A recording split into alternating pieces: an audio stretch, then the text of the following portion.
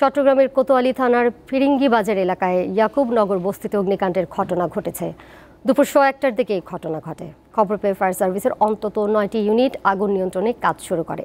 তাৎক্ষণিকভাবে অগ্নিকাণ্ডের কারণ সম্পর্কে কিছু জানা যায়নি। ফায়ার সার্ভিসের আগ্রাবাদ নিয়ন্ত্রণ কক্ষ থেকে জানানো হয়, আগুন নিয়ন্ত্রণে আনতে নগরীর বিভিন্ন প্রান্ত থেকে আরও কয়েকটি ইউনিটকে ঘটনাস্থলে পাঠানো হচ্ছে।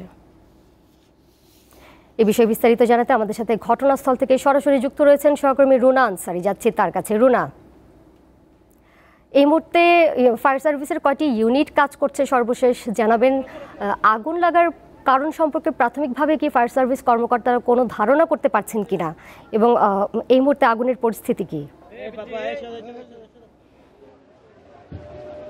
ডোলা, আগুন নিয়ন্ত্রণের পর থেকে এ পর্যন্ত 9টি ইউনিটের যারা ফায়ার সার্ভিস রয়েছেন তারা কাজ করছে, এবং 9টি ইউনিট কাজ করার পরে আগুন নিয়ন্ত্রণে আসলেও কিন্তু এখনো পর্যন্ত আগুন পুরোপুরি নির্বাপন হয়নি। এখন পর্যন্ত তারা, যেহেতু এখানে কাঁচা ঘর এবং আধা পাকা ঘর রয়েছে, তারা এটি দেখছেন ভেতরে কোনো আগুন রয়েছে কিনা। যেহেতু এখনো পর্যন্ত এখানে ধোঁয়া রয়েছে, প্রচণ্ড ধোঁয়া।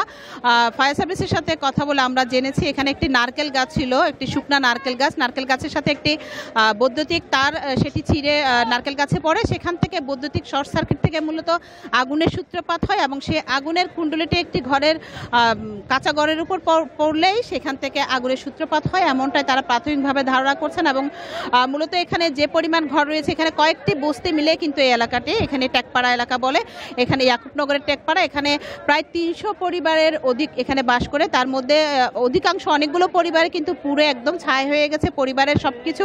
এখানকার মহিলারা সবাই কর্মজীবী, সবাই সিটি কর্পোরেশন বা বিভিন্ন হাসপাতালে পরিচ্ছন্ন কর্মী হিসেবে কাজ করে, যার কারণে তারা বাইরে থাকার কারণে তাদের ঘরের কোনো কিছুই তারা বের করতে পারেনি, এবং ঘরের যে সম্বলটুকু ছিল প্রত্যেকটা জিনিসই কিন্তু পুড়ে ছাই হয়ে গেছে। এখন পর্যন্ত তাদের কোনো কিছু বের করা সম্ভব হয়নি, তবে হতাহতের খবর এখনো পর্যন্ত পাওয়া যায়নি, ভেতরে কোনো লোকজন ছিল কিনা। কিন্তু তাদের যে সম্বলগুলো ছিল সেই সম্বলগুলো কিন্তু পুড়ে ছাই হয়ে যাওয়ার কারণে হাজারিতে কিন্তু এখানকার আকাশ বাতাস কিন্তু ভারী হয়ে উঠেছে। আগুন এখনো পর্যন্ত পুরোপুরি নির্বাপনের জন্য ফায়ার সার্ভিস কাজ করছে, এবং পুরোপুরি নির্বাপন না হওয়া পর্যন্ত তারা কাজ করবে, এমনটাই জানিয়েছেন আমাদেরকে। যেহেতু এখানে কাঁচা ঘর রয়েছে, এবং কাঁচা ঘরের কারণে আবার আগুন এটা লাগতে পারে, আগুন আবার ভেতরে থেকে থাকলে পুনরায় কোনো দুর্ঘটনা ঘটতে পারে, এজন্য তারা কাজ করছে। তো আমাদের ক্যামেরায় যাকে দেখা যাচ্ছে সে কিন্তু তার সবকিছু পুড়ে গেছে। একটু বলবেন আপনার কি কি পুড়ে গেছে? বাবলে বাপ, হাত সব চলে গেছে বাপ।